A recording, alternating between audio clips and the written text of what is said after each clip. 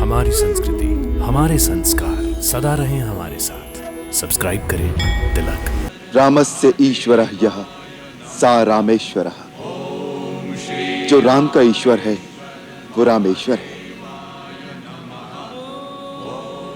मैं शिव जी का सेवक हूं, वो मेरे स्वामी हैं। अतः ये रामेश्वर है।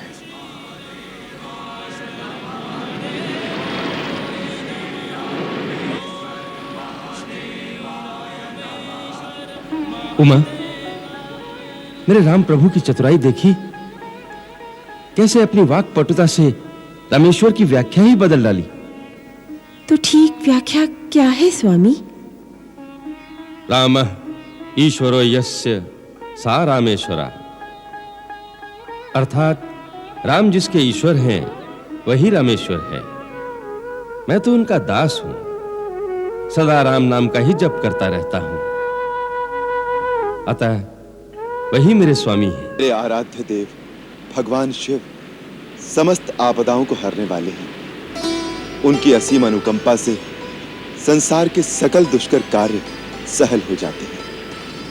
मुझे प्रेरणा हुई है कि इस पवित्र स्थान पर, जहां अथाह सागर को पार करने वाले एक महान सेतु के निर्माण का दुष्कर कार्य आरंभ हो रहा है, मैं अपने प्रभु के विग्रह की स्थापना करूं और अभिषेक करके उनकी पूजा करूं। आप लोग जब तक सेतु निर्माण के कार्य में व्यस्त रहेंगे, मैं उनकी पूजा करता रहूंगा।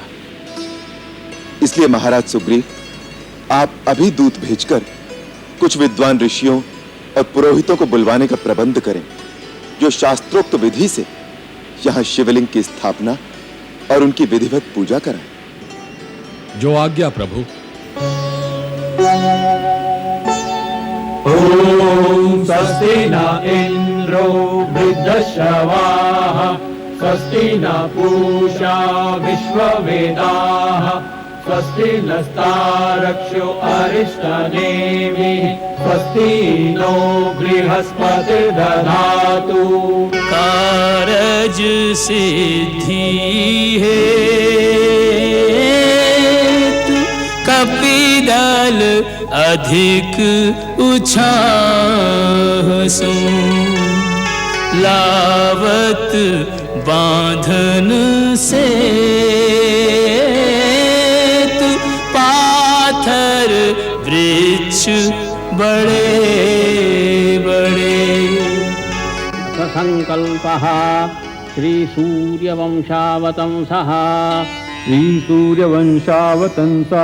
श्री दशरथात्मजो रामाहम् श्रीदशरथात्मजो रामाहं ममात्मनः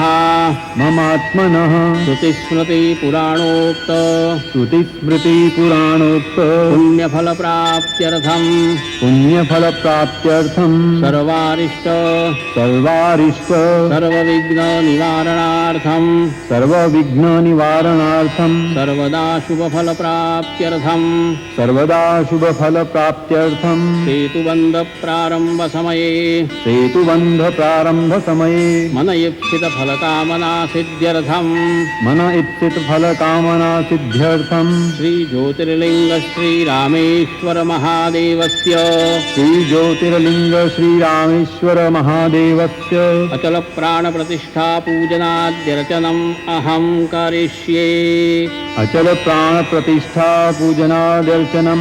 करिष्ये।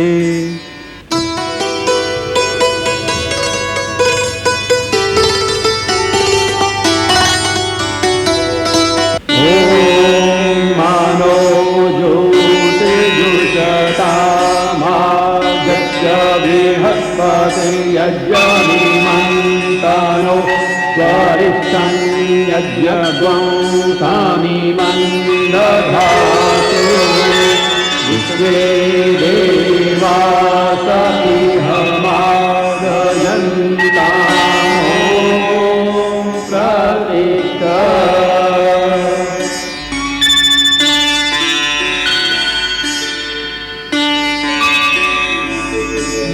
लिंग थापि विधिवत कर पूजा शिव समान प्रिय मोहि न दूजा।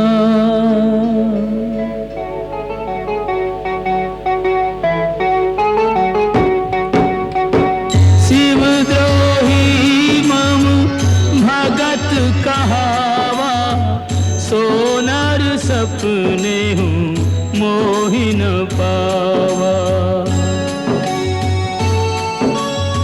शंकर विमुख भगति चाहे मोरी, सोनार की मूढ़ मति थोरी।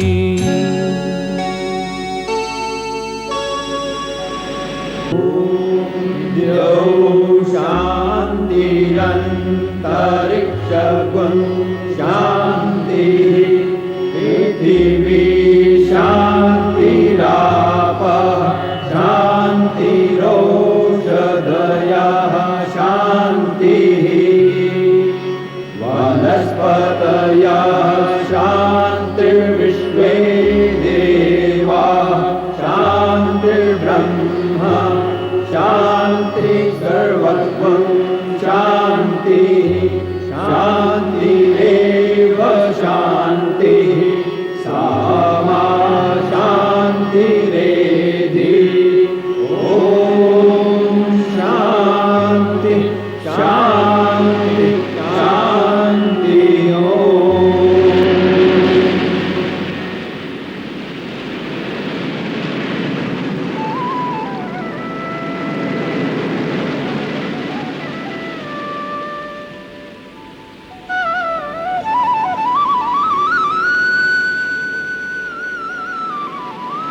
प्रभु, आपके आराध्य देव की कृपा से और आपके आशीर्वाद से समुद्र के ऊपर 100 योजन के सेतु का निर्माण कार्य सफलता से पूर्ण हो गया है।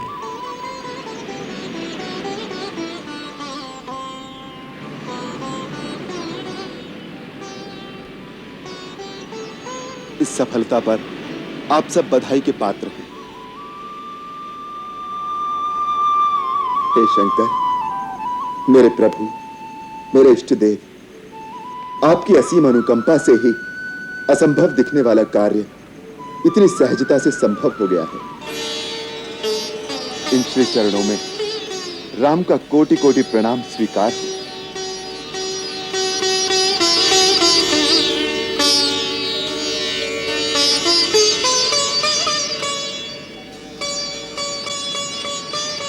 मेरी एक और विनती स्वीकार करो भोलेनाथ। मेरे समस्त अनुयायियों को अपनी भक्ति प्रदान करो। आपकी भक्ति से विमुख होकर जो मेरे पास आए, उसे मेरी सेवा का कोई फल प्राप्त न हो।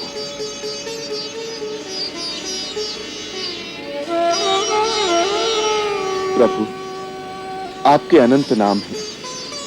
अपने सेवक राम की ओर से एक नाम और स्वीकार कर लीजिए। आज से यहां लोग आपको श्री रामेश्वर के नाम से जानेंगे। ओम श्री रामेश्वर महादेवाय नमः। ओम श्री रामेश्वर महादेवाय नमः। ओम श्री रामेश्वर महादेवाय नमः। ओम श्री रामेश्वर महादेवाय नमः। ओम श्री रामेश्वर। प्रभु, रामेश्वर नाम की व्याख्या करने की कृपा करें। रामस्य ईश्वरः यः सा रामेश्वरः। जो राम का ईश्वर है वो रामेश्वर है। मैं शिव जी का सेवक हूं, वो मेरे स्वामी हैं। अतः ये रामेश्वर है।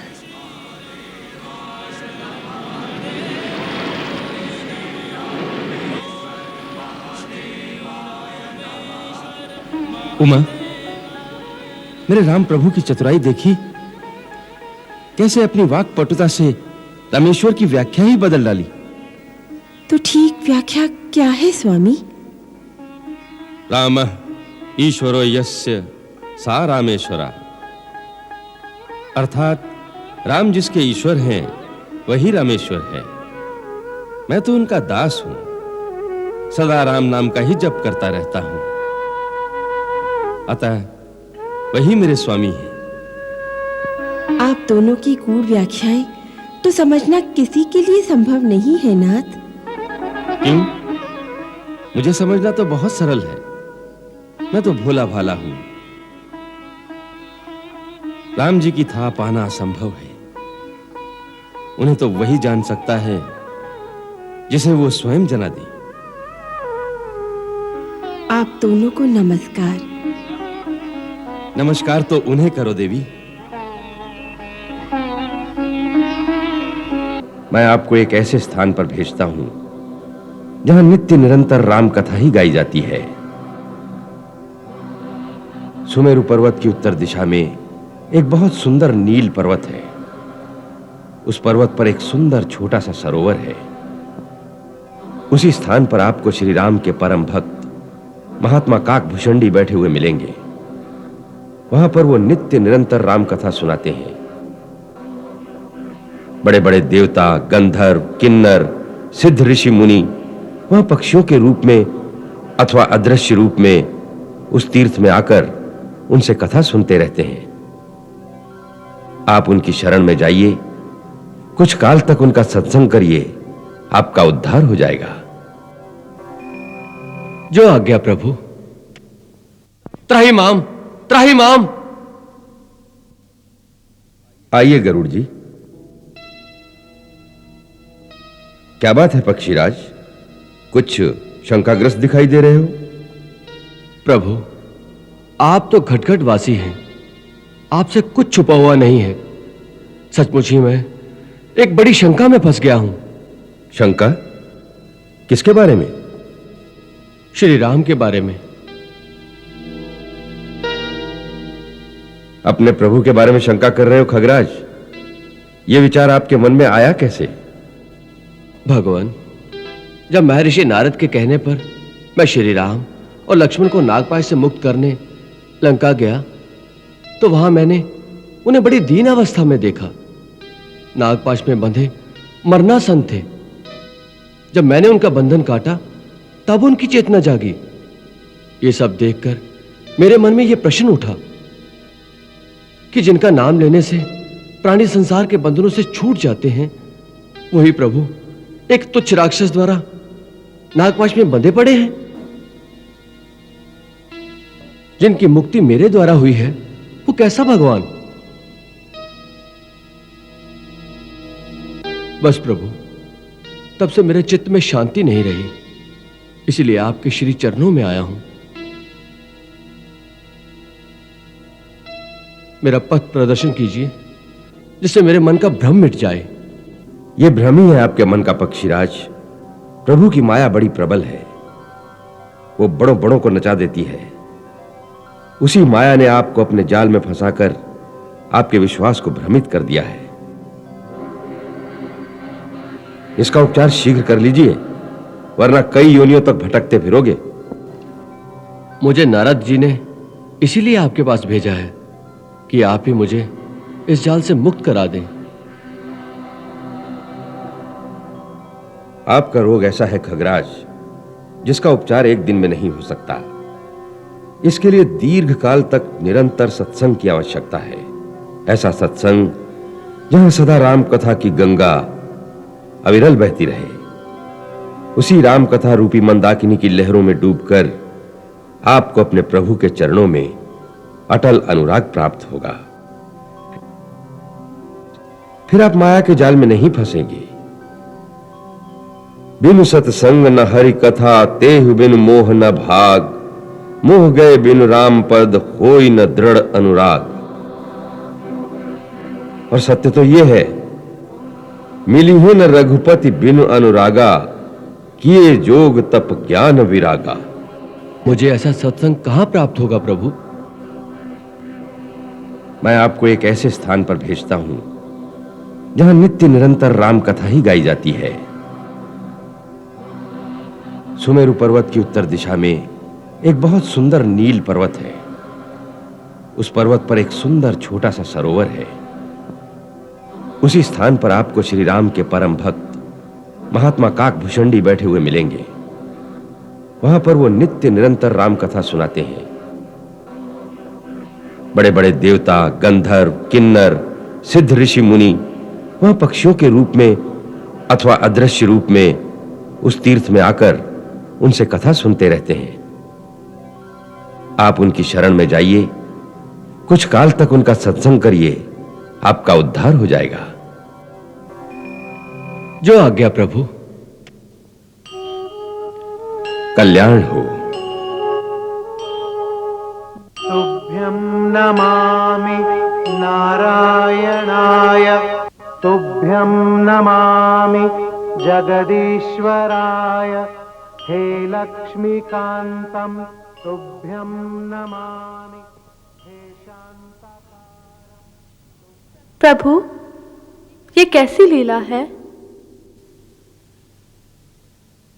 ये स्वयं प्रभु के वाहन हैं। उड़ते हैं तो इनके पंखों से वेद ध्वनि होती है। ये भी माया के जाल में आ गए। हे भवानी, प्रभु की माया कितनी प्रबल है। देवी, पक्षीराज मेरी शरण में आए थे। मैं भी उनका कल्याण कर सकता था, परंतु मैंने जो उन्हें आगे भेज दिया उसके दो कारण हैं। पहला ये कि इन्हें अभिमान हो गया है। इनका अभिमान तोड़ना आवश्यक था। वो पक्षियों के राजा हैं और कौआ पक्षियों में निखित पक्षी माना जाता है, जिसे चांडाल पक्षी भी कहते हैं। सो जब पक्षीराज एक कौए के सामने नतमस्तक होकर भक्ति की याचना करेंगे तो उनका अभिमान स्वयं ही नष्ट हो जाएगा। दूसरा कारण ये, जिस शिखर पर महात्मा काकभूषणी का वास है उसके चारों ओर एक एक योजन तक प्राणियों में नास्तिकता, हिंसा, अज्ञान नहीं रहता। माया और अविद्या उस नील पर्वत के निकट आ ही नहीं सकती। गरुड़ जी जैसे ही काकभूषणी के प्रभाव क्षेत्र के अंदर जाएंगे तो उनके मन से माया, अहंकार, अज्ञान सब उसी क्षण दूर हो जाएगा। ओम नमः शिवाय च शिवतराय च नमः शंभवाय च मयोभवाय च नमः शंकराय च मयस्कराय च नमः।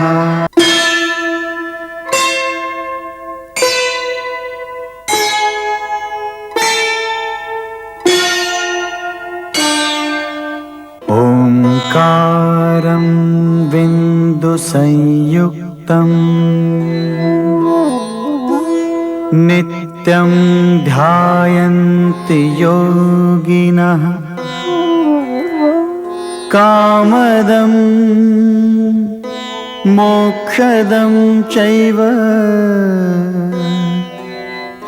ओंकाराय नमो नमः। मम इष्ट मम आराध्य है शिव शंभु परम असाध्य है। मम इष्ट मम आराध्य है शिव शंभु परम असाध्य है। अखिलेश जगनायक विभो आदिश शिवदायक विभो इच्छा रहित गौरीश हो ईशान दिश के ईश हो। मम इष्ट मम आराध्य है शिव शंभु परम असाध्य नमः शिवाय ओंकार रूपाय